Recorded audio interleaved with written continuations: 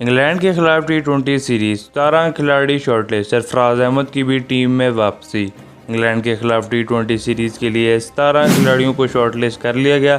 साबिक कप्तान सरफराज अहमद की भी टीम में वापसी हो गई। तफसीलात के मुताबिक पाकिस्तान ने इंग्लैंड के खिलाफ 3 T20 मैचेस पर मुश्तमिल सीरीज़ के लिए 17 खिलाड़ियों को शॉर्टलिस्ट कर लिया है। दोनों टीमों के माबैन सीरीज़ के मैचेस 28 और 30 अगस्त के अलावा 1 सितंबर को ओल्ड ट्रैफर्ड मैनचेस्टर में खेले जाएंगे। चीफ सेलेक्टर और हेड कोच की तरफ से 17 खिलाड़ियों को शॉर्टलिस्ट कर लिया गया है। स्क्वाड में बाबर आजम कप्तान, फ़खर जमान, मोहम्मद हफीज़, शुएब मलिक, इफ्तिखार अहमद, शादाब खान, हैदर अली, अम्माद वसीम, शाहीन शाह अफरीदी, हारिस रऊफ़, मोहम्मद आमिर, खुशदिल शाह, मोहम्मद हसनैन, मोहम्मद रिजवान, सरफराज अहमद, नसीम शाह और वहाब रियाज शामिल हैं। कौमी क्रिकेट टीम के हेड कोच और चीफ सेलेक्टर मिसबाहुल हक का कहना है कि इंग्लैंड के खिलाफ भी तकरीबन इसी स्क्वाड का इंतखाब किया है, जो कि गुज़िश्ता कई माह से महदूद तर्ज की क्रिकेट में पाकिस्तान की नुमाइंदगी कर रहा है।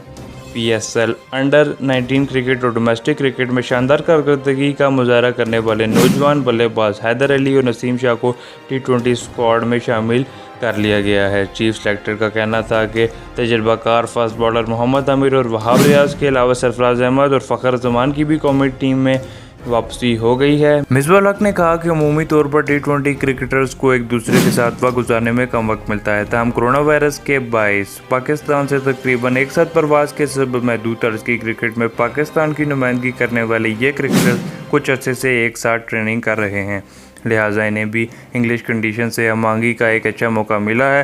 हेड कोच कौमी क्रिकेट टीम पर उम्मीद है कि पाकिस्तान और इंग्लैंड के माबैन T20 सीरीज़ में एक अच्छा मुकाबला देखने को मिलेगा।